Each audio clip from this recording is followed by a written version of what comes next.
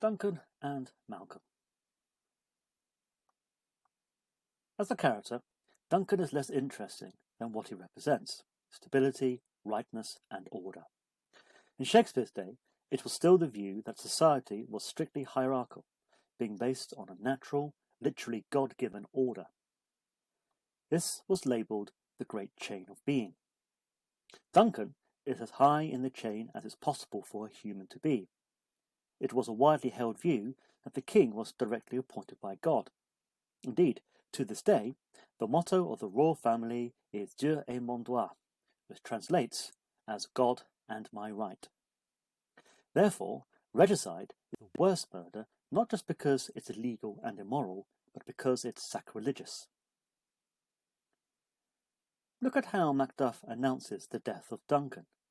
He likens Duncan's body to a church. His murder is an attack on religion and godliness. Even so, irrespective of his royal status, it appears that Duncan is a good man. Certainly, Macbeth thinks so, as he outlines Duncan's positive qualities and admits that Duncan's death will cause widespread anguish. Later, Macduff also praises Duncan's virtues to Malcolm. There's something benign, even fatherly, in Duncan. Note how Lady Macbeth is so struck by his resemblance to her own father that she can't bring herself to do the murder. As an audience, we are supposed to see him as the embodiment of a good king. For the brief moments he's on stage, Duncan is presented as generous and grateful, liberal with his rewards and praise. However, this does raise the question of why there was rebellion against him in the first place. Perhaps it's because he is too trusting.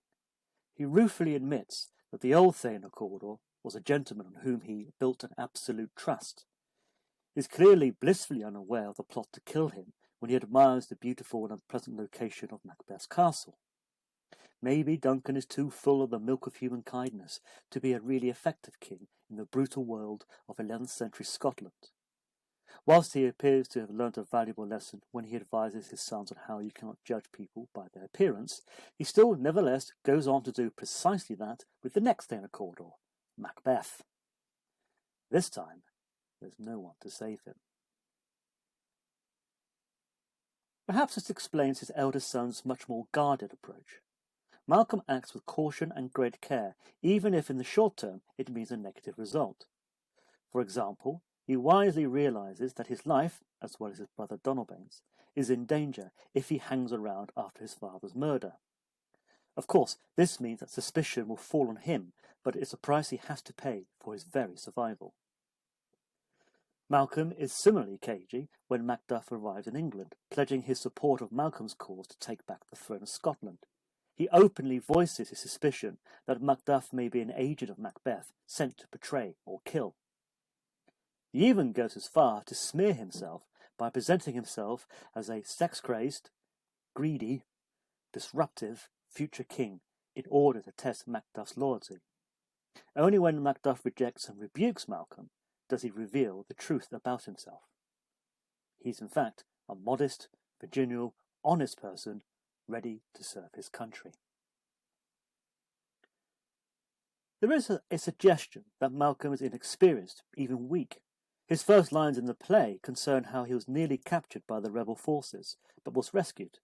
Some have also said that he shows fear in running away to England post-murder. Plus, Macbeth refers to him dismissively as a mere boy.